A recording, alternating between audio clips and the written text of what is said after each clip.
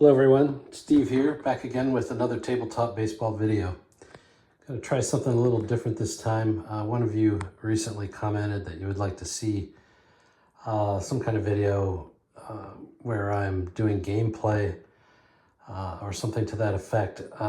This will not be that, but I did want to show you a couple things or talk to you about a couple things that I've been up to. So one of the things I am in the process of doing, and this will take a long time, is I am doing a 1972 Pirates replay with Payoff Pitch. And so this is my setup that I have here. I just finished game 10 and I commented on the Facebook group. I had quite an interesting game where Nellie Bryles threw a one-hitter, the only base runner being Pete Rose getting a double in the top of the 7th.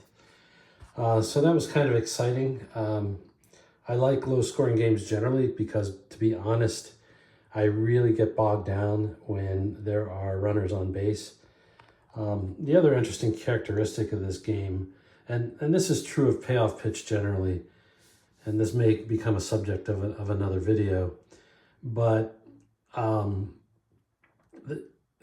anybody that knows Payoff Pitch knows there's 4 primary results on the pitcher card, and that's where you start. And they are patient, which is in favor of the batter, tough, which is in favor of the pitcher, in play, which is generally in favor of the pitcher, and wheelhouse, which you don't see on Bob Moose's card, but you see it here. Wheelhouse, which is very much in favor of the batter. So, I'm getting a feel for that dynamic because it is a bit binary, I guess I would say, or, well, there's 4, so it's not binary, but in a sense, you know by the time you get to the batter card whether or not you are going to experience, likely experience a good result or a not so good result. Of course, it depends on the batter. And so like Gene Klein's here, didn't hit any home runs, I guess, in 1972. So, on his wheelhouse section, unless it happens with some kind of rare play, he's not going to hit a home run. So, in any event, I digress. I may do another video at some point on Payoff Pitch. I did a couple early on in the life of my channel. I've done a ton of analysis of the game, so I think I know how it works. I hesitate to really reveal too much because I don't want to, impinge on Joe's intellectual property. A couple things here about my setup. I am using the pre-populated score sheets that you can get on the Payoff Pitch website. And so therefore we start out with as played lineups. The other thing I do is I go to the actual game and I document who were the substitutes. And I try to let that influence for me who maybe got used in the game. I'm not totally strict with that, but again, I want this overall to be reasonably realistic. A new addition here is this 3D printed scoreboard, if you will. And I just got this. A guy named Al Wilson, I believe, produces these. And I used it in the last game, and it was kind of a useful video. I only used it for the actual numerical scores, and I just recently created some inserts here to replace the generic home and visitor slots that they have, and they give you a whole thing full of numbers. You could use the same thing for football. They give you some little base runners if you want to use them, and some pegs if you want to keep track of the outs and the innings. But I just do that on the score sheet. I do have a dice tower here. It's really noisy. It's made of light wood, and so if you roll dice, it's pretty noisy. I was experimenting with putting these rubber pads in here to mute the sound. It's obviously not the best result. And what I've been doing lately, at least at this particular location, is I've been using this dice box that I decorated up mostly with images of Pittsburgh scenes. So you see Forbes Field here in the background, and you see Bill Mazeroski. I think he's hitting his game-winning home run at the end of the 1960 World Series. You have Three Rivers Stadium, where I saw most of my baseball games growing up. Another Forbes Field on top, etc., and some things around the side. I have this love affair with the polo grounds, so the polo grounds are on the side. And so I roll the dice, and when I'm doing payoff pitch, I typically roll the 2d6 first, and then the 2d10 separate. I do use the dice initially, but then I use the fast action cards for runner advancement and to determine who to check on the defense check and a few other things. I haven't really stole a lot of bases yet, so I haven't used that a whole lot. And then of course the ballpark card is where you resolve some of the defense checks, if you will. And then these ballpark cards are customized for left-hand and right-hand batters. And basically they determine whether the play is going to be resolved on the wheelhouse section of the batter card or the in-play section of the batter card. I have some general thoughts I guess I could share about the ballpark cards, but it is what it is. I'm not necessarily a huge fan of them and how they are implemented in this game, but I use them nonetheless. The other thing I do is I keep the rule book and both a hard copy and a printed version that I printed off of PDFs. I keep all that at hand. One of the things I keep up top here is just a reminder about how to resolve sac flies and how to deal with base runner advancement using the FACs, as I mentioned, because when there's two outs, this kind of changes. And so I'm still coming up the learning curve. There's a lot of other things. There's a lot of charts you can use in lieu of the fast action cards, and then somebody came up actually with these cheat sheets, and I think once you learned how to use them, they would be very useful.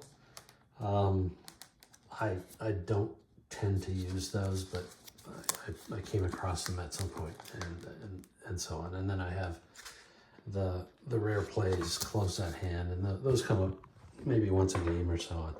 So if I haven't made you dizzy so far, thanks for watching. The other thing interesting about this 1972 replay is that somewhere in the last year or so, I bought a scorebook that somebody had used to record many of the games from 1972. So I think it starts about mid-season and goes to late summer. Unfortunately, Roberto Clemente's 3,000 hit game is not in this book, but it'll be interesting just to continue to look at that as this replay goes on. Maybe the other thing I should mention is I am keeping score by hand, and for the Pirates only, I am summarizing their stats on a spreadsheet that I made. I went down the path. I was going to use, I forget which one. I was going to use a scorekeeping thing on the iPad. It wasn't clear to me how easy it was to get the data out of that scorekeeping software or app. I also experimented with the Green Fox spreadsheet, which is a free resource I suggest that you check out. And it has continued to evolve, including the capability to run, a replay or what have you. I guess I'm just still revealing the fact that I'm a little old school. The other thing I did for this replay is I bought these things on eBay, and they're card holders, and so all the pirate cards, or most of them, are in these card holders because I am going to be handling them a lot. The other thing I did is I bought these plastic Ziploc type bags here, and I keep the playing cards in these bags, at least for some of the seasons I have. Because of the card holders, I ended up splitting up the pitchers and the batters because the bags I bought weren't big enough. But, at least it avoids the dreaded rubber bands. I think after 10 games, the Pirates are 6-4. They have played the Mets, the Cubs, and the Reds, and are just ready to start a series with the Atlanta Braves, obviously, because you can see in the background. So I've printed out a few of the score sheets ahead. So Pirates are going to face Pat Jarvis, Tom Kelly, and Phil Niekro.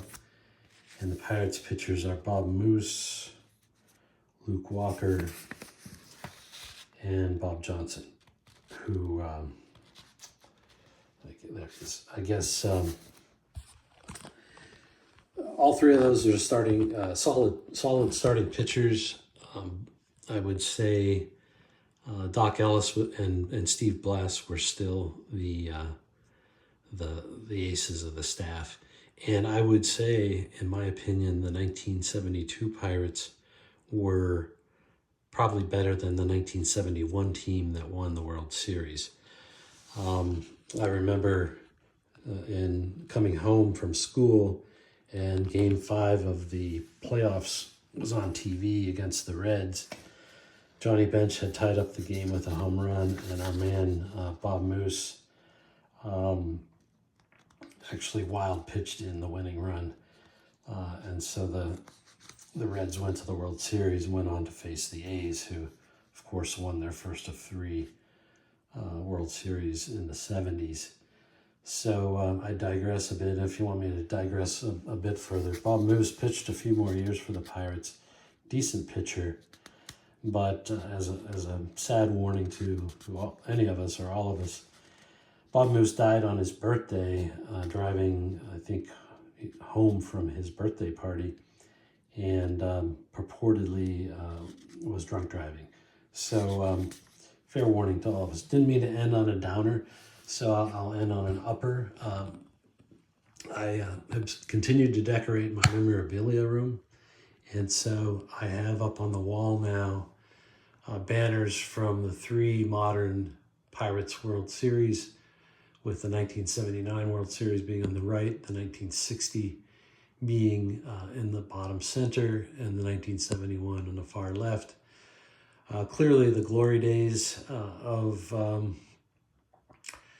the Pirates, for sure. And then in the middle there you see I have a Sports Illustrated magazine from 1979 when Pirates and the Steelers won their respective championships, and so you have Willie Stargell and Terry Bradshaw. And then to the left of that, the green program is the 1971 World Series program. And then, of course, most of you have seen some of this before, but I have one of my 2 Roberto Clemente shrines on the left, and numerous other things throughout this long and narrow memorabilia room. So I hope you found this interesting. Sorry if I made you dizzy or sick. I'll probably be back. I do have a few projects that I'm working on As some of you know, I reverse engineered the vintage game called Batter Up. And so I had been working with another gentleman who has been creating teams for that old sim. Actually, I have two different people, and one of the guys is making the 1981 National League teams. And so my role is to basically review his work and then get it posted up on Facebook. Related to all that, a different person, a computer guy, gave me a database with all the contents of the 1977 cards. And I have been analyzing that database in a spreadsheet and have been coming up with some proposed alternative formulas for my card making spreadsheet. In the great scheme of life, I don't think it's a big difference. It should make the spreadsheet incrementally easier to use, and as it relates to hits and outs, the location of those will make more sense because that'll be customized to left-hand batters and right-hand batters. I digress, but those are the kind of things that keep me busy in the hobby. And as I've said elsewhere, I tend to analyze games more than play them, so this is a rare peek into some of my playing. Thanks for listening. Talk to you soon. Bye.